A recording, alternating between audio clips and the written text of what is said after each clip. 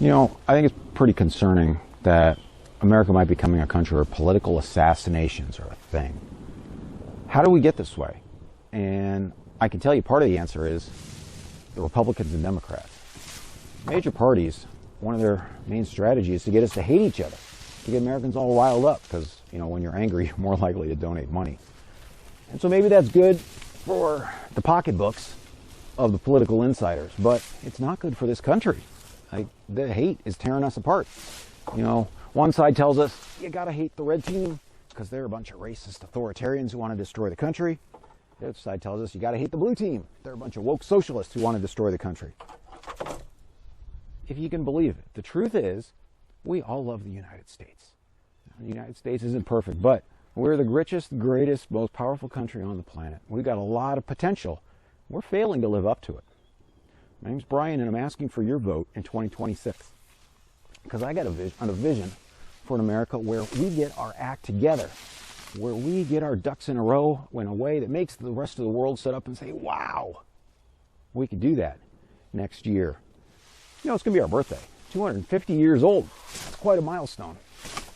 One of the things I've learned as I've gotten older is that these milestones can be a good opportunity to sort of reflect on our lives, what's working, what's not working. And I'll tell you what's not working in this country, and that's Congress. Here's the secret about what about the problems in this country. 95% of them, they can be solved by Congress if only Congress would actually do something. But Congress refuses to act because, again, if they actually solve these problems, what would they fundraise on? It's a lot easier to to do nothing. So, we can fix that. I'm asking for your vote because I need your help in order to fix that. So that for our 250th birthday, America upgrades our operating system. Now, our hardware, the Constitution, is old and it's not perfect, but it still runs. It still runs okay. It's the software. It's those lines of the United States Code that determine so much of what goes on in our country. Those are the things that Congress could be updating, but has been refusing to do. So, we're going to change the way the system works by working together.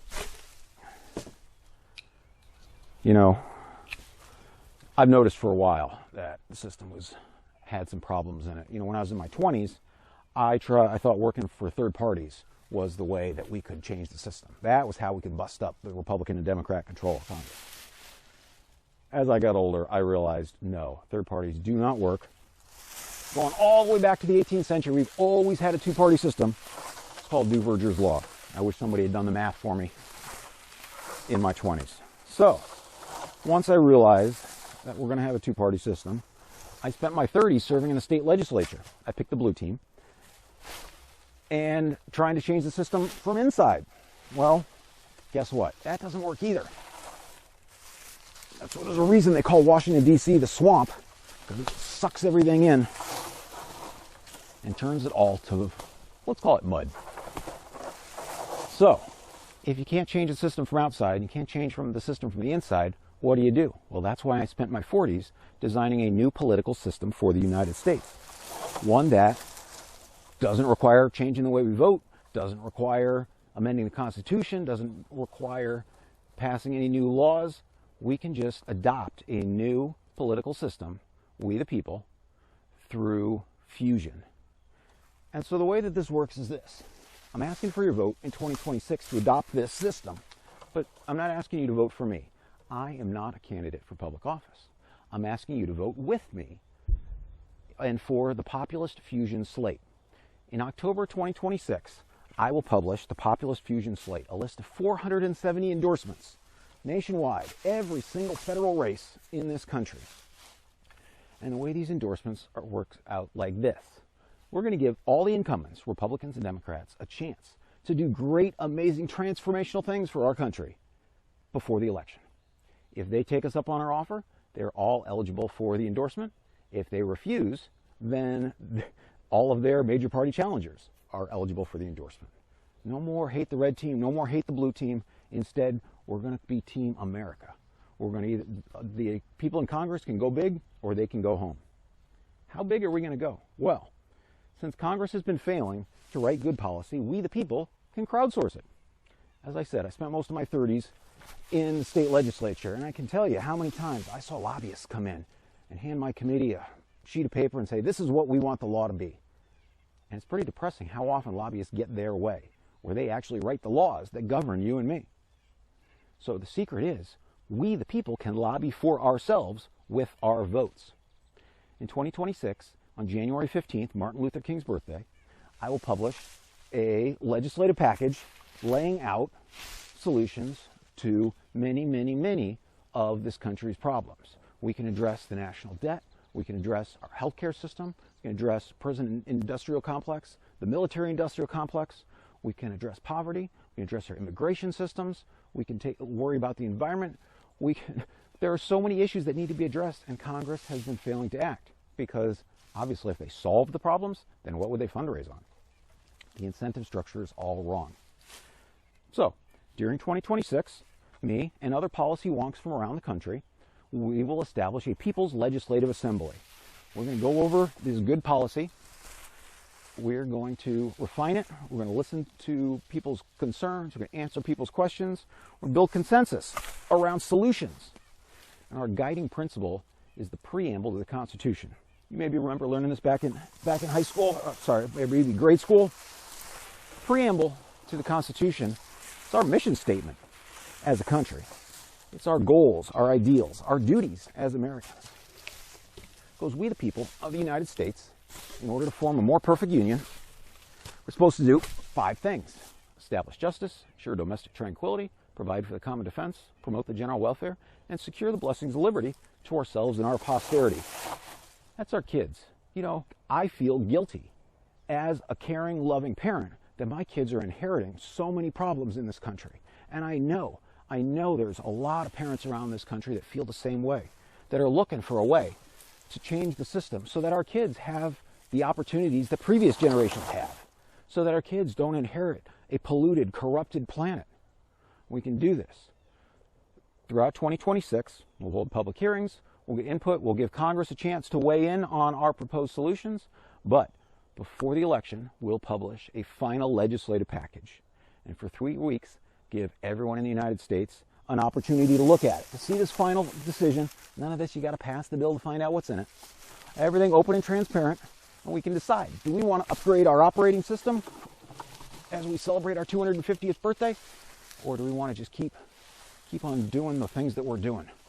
Because I got to tell you, it's not working out great for an awful lot of us in this country. Now, this populist fusion slate, as I said, we're making an endorsement of a Republican or Democrat in all 470 federal races.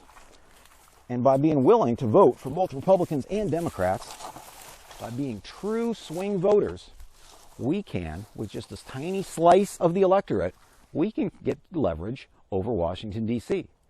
When we are the deciders to whether the Republicans or the Democrats control the House and the Senate, we, the people, will have the power. If we stop hating and instead are willing to love both the red team and the blue team and create opportunities for all of us to succeed. So, that's the deal for Congress. We're going to write a legislative package to solve our problems, and Congress is going to have 2 choices. 2 choices only. Either they enact it, what we wrote before the election, in which case everybody wins, incumbents can all keep their jobs, incumbents can stay in power, and we, the people, will have put things right in this country. Or Congress will refuse to act. And in which case there will be consequences come November 3rd, 2026. As incumbents all across the country, Republicans and Democrats alike, they find themselves kicked out of office. It's their opportunity, our 250th year. Go big or go home. We could do this. We could stage a nonviolent revolution in 2026 using the principles of nonviolent organizing laid out by Martin Luther King, Cesar Chavez, by Mohandas Gandhi. And so one of the things that my campaign runs on is a form of fusion, not the high-tech futuristic fusion that you're maybe thinking of, but a very old form of fusion, the group fast. It's an old American tradition as well. Many of the framers used, the early presidents called for group fast as a way to bring Americans together. with a shared sense of purpose. And so I invite you to join me and other concerned citizens around the country in a fast for peace on the 15th of each month. Fasting, if you've never tried it, is pretty simple.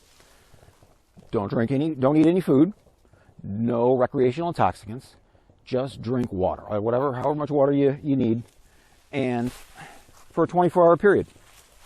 I find it's easiest to go from dinner on the 14th to dinner on the 15th. That way you don't go to bed hungry. The thing about fasting is it takes an intention. You don't accidentally forget to eat for a day.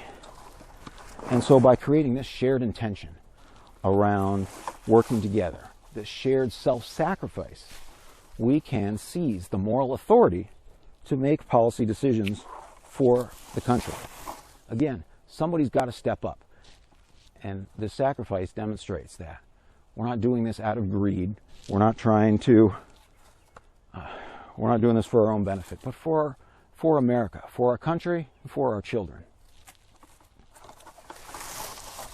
So, if you're interested, I ask you can use the hashtag FastForPeace, it's lowercase by intention, to join me on Monday, September 15th. And let's find out who around the country is willing to put partisan politics aside and instead focus on good policy for the people in 2026. We can do it. In fact, 3.5% of the electorate is more than enough to control the balance of power in Washington, D.C. And I'm pretty sure that a lot more than 3.5% of the electorate is pretty annoyed with the way things are going. In fact, I just was reading about a Wall Street Journal poll from this summer that found 55% of adults agreed with the statement that America's economic and political systems are stacked against people like me. And when the majority of Americans feel that the system is stacked against them, it's because it's true. We're going to have to change the system. We're going to have to fix our banking system. We're going to have to bust up some of these big giant corporations that have far too much influence over our lives. We have to get back to the vision that the framers laid out for us. I'm asking for your vote. In 2026, vote with love, vote with power, vote with Brian. Make sure you like and subscribe, and I'll keep you updated as we go along.